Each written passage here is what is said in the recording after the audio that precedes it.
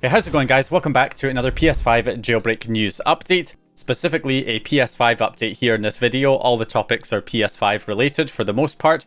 So first of all, we can see here we got the release of the new Y2JB project, so YouTube Jailbreak by etaHEN. So this is a userland exploit, a userland code execution that uses the YouTube application as the entry point, which can then be used, of course, to eventually chain it with a kernel exploit, so that we can jailbreak up to the latest jailbreakable firmwares using the YouTube application instead of the previous methods. So this should open up digital edition consoles and consoles without a working disk drive to be able to run the jailbreak.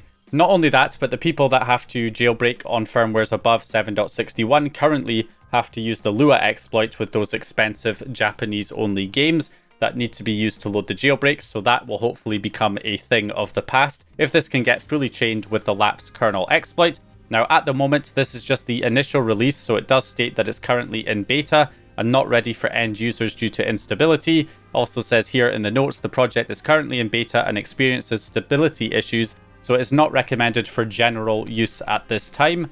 So at the moment this is more of just a test release, so you can kind of test the exploit out. So it can be restored on retail consoles by installing a backup file that you just copy to the root of a USB drive and then use the backup and restore options to restore that backup on the PlayStation 5, and that will get the YouTube application installed with the exploit on it, so that when you run the YouTube application it runs the userland exploit. But if you're on a console that already has a pre-existing jailbreak, you don't have to reset your console by recovering a backup file, because you can just install the raw exploit file itself, which is inside this folder here. We have this splash.html, which is the actual file that contains the modified code to run the exploit. So all you need to do is copy that over to your PS5 using FTP with an existing jailbreak. You need to install the 1.03 version of the YouTube application, which you can do by copying it to a USB drive and installing it with the debug settings package installer. Then you can just FTP over to the PS5, and when you're running the YouTube application, you'll be able to access the file in the sandbox location, and in there you can navigate to that same file that you need to replace and simply swap out that file with the one from the YouTube jailbreak project. You do have to give the directory permission to be able to read and write to that directory, and then you'll be able to swap out that file. But I've done a full guide already showing the setup process, which I'll leave linked down in the video description. So that is what we've got there, and if you want to see this project continue, maybe consider leaving a donation to the developer right here. So I'll leave a link to that down in the video description.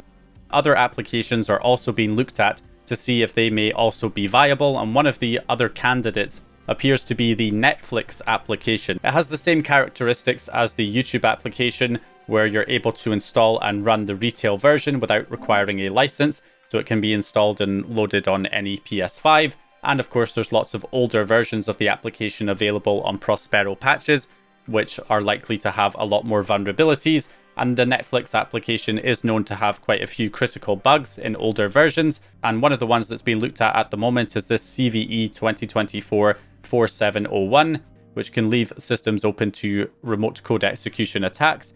So you can see here it says the vulnerability arises from the way Genie handles file uploads via the API, leading to a path traversal attack. So if one of the older Netflix versions happens to be vulnerable to these kinds of exploits, we might be able to get a similar userland exploit set up on the Netflix application. And there may also be other media applications that could also be decent candidates for an exploit like this. So we could end up having lots of different userland options for exploiting the console through all of these different media applications. So anyway, that's what we've got going on there. So moving on from that. So one of the other developments is that one of TheFlow's HackerOne bug bounty reports, the $5,000 report, has now been disclosed. So just, a day ago, this got disclosed, but it is an older bug that was reported several months back. So if we go to this here, we can see it is a Blu-ray disc Java sandbox escape via 2 vulnerabilities. So there's 2 implementations of IXC inter-xlet communication in BDJ. One is org.dvb.io.ixe and the other is com.sun.xlet.ixe. By exploiting 2 vulnerabilities in each of the implementations, it is possible to disable the security manager and escape the Java sandbox. So both vulnerabilities are documented here in this summary by PlayStation. And then we have the impact is native code execution in BDJ, Blu-ray Java. So that's what we've got there. Now, again, this is old. So if we take a look, we can see the report was disclosed back in July 16th of 2025. So this was likely patched in the 12.52 update for the PS4. And if it pertains to the PS5, it's likely that this might just be PS4 only, in which case it's just 12.52 that has likely patched this. Or, of course, it may be affecting the PS5, in which case it would be 11.60 that would have patched this if it does affect the PS5 as well. Because we can see here from PS4 Dev Wiki that 12.52 was released on July 9th. And then, of course, 11.60 for the PS5 was released on July 15th, which is around the time that this report was made, because typically, again, the reports get closed once the update has already been released and they've confirmed that it patches the vulnerability. That is when the report is then closed and the bounty is awarded. So it would be before the bounty gets awarded that it would have been patched. So that would kind of put it around 12.52 for the PS4 that would have patched it, and 11.60 in the PS5. So that's what we've got there from the flow. And the Blu-ray exploit that we're using right now to jailbreak the PS4 on 12.02, we know that was patched in 12.52 and works up to 12.50. So it looks like the flow was already well aware of these exploits and reported them to Sony back in April of 2025. Something interesting here is that the flow just casually dropped this patch file on GitHub that seems to fix a long-standing issue that we've had with the old Byepervisor exploit on the PS5, which was the first public hypervisor exploit released by Spectre. So this hypervisor exploit only works on older PS5 firmwares. We're talking 1.x and 2.x firmwares. So one of the issues that I identified in my video where I covered the Byepervisor exploit initially was that whenever you try to load a fake package file with Byepervisor running, it would take a long time to actually launch the application, much longer than it takes even to launch a fake package using Kstuff on higher firmwares that don't have a full hypervisor exploit, which is strange because the whole idea is that if you have like a proper hypervisor exploit, it should generally be faster at loading things and running things than Kstuff, because Kstuff has a performance impact, whereas if you have a full hypervisor defeat method, the idea was that it should run better with a full hypervisor exploit, but we weren't seeing that. Whenever we launched a fake package file, it would take much longer to actually load it. Using the Byepervisor exploit, this PS4 fake package, we get this please wait that comes up after launching, and it can take, 10-15 seconds for certain games to load, which is much slower than you would typically expect. However, with this patch being dropped by the flow, this seems to have really fixed this problem, because if I take this modified test build of Byepervisor that has this new patch implemented by the flow, then we can see that when I go to launch the game again, it pretty much launches almost instantaneously. Within a second or two, the game is running. And if we compare that, of course, side by side to the old version without the patch, we can see the insane difference in loading times when loading these fake packages with the Byepervisor exploit enabled. So it's pretty nice that the flow just dropped by to fix this long-standing issue with this Byepervisor exploit. So now if you happen to be on a 1.x or 2.x firmware, if you're on a 1.x firmware, you pretty much can't run anything anyway because it's such an old firmware. But if you're on a 2.x firmware, then your PS4 fake packages and I suppose other games should run a lot faster now than did previously, even faster than you would get typically with Kstuff now on higher firmwares. So that's a very welcome patch that has been released, even though, of course, it won't apply to many people because there's very few people who actually have consoles on an old enough firmware to run the Byepervisor exploit.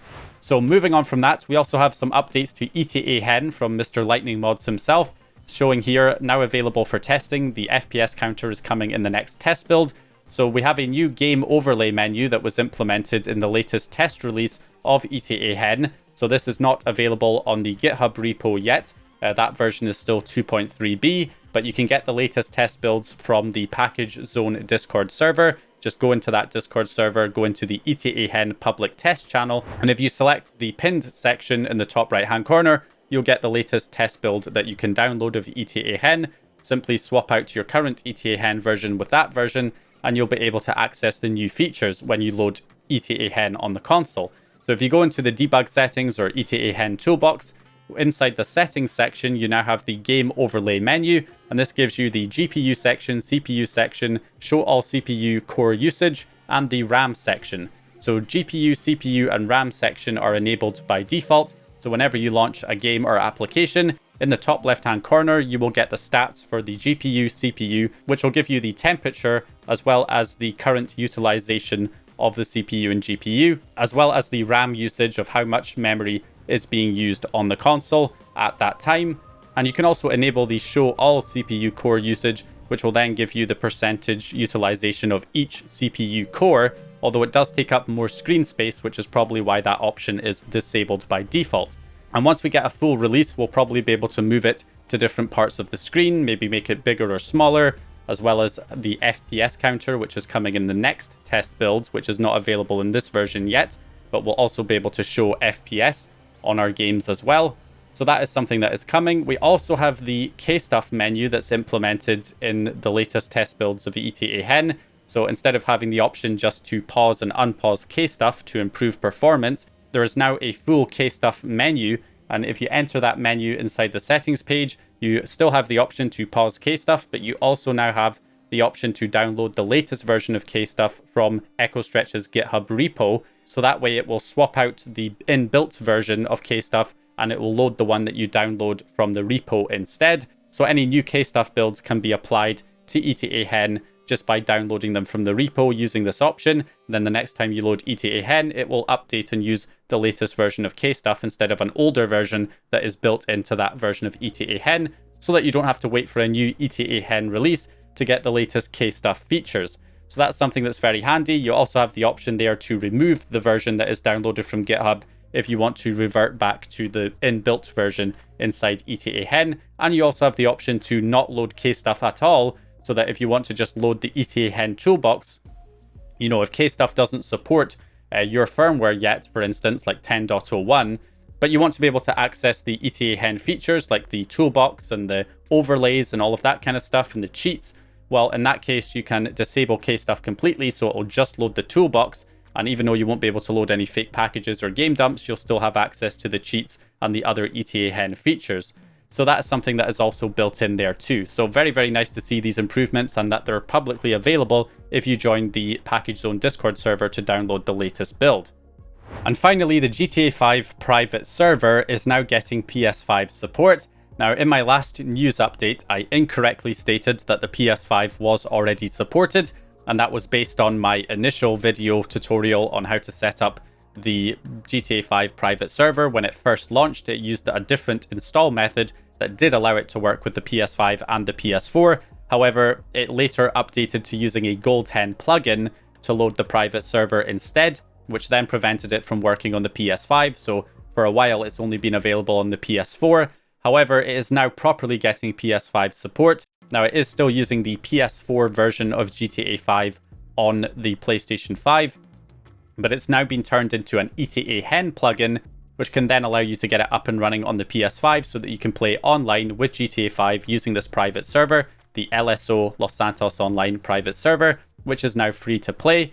And you can now set that up on the PS5 with this pre-alpha version supporting the PS5. Set up the etaHEN plugin and the authentication token on your PS5 hard drive, and then when you load the PS4 version of GTA 5, currently version 1.53, you'll be able to get connected to the private server and play online with GTA 5 on your PlayStation 5. So that's something that's also been added. So anyway, that's all I've got here for this video, so I hope you guys enjoyed this one or found the information useful. If you did, please leave a like and subscribe, and once again, as always, I'll hopefully see you guys in the next one.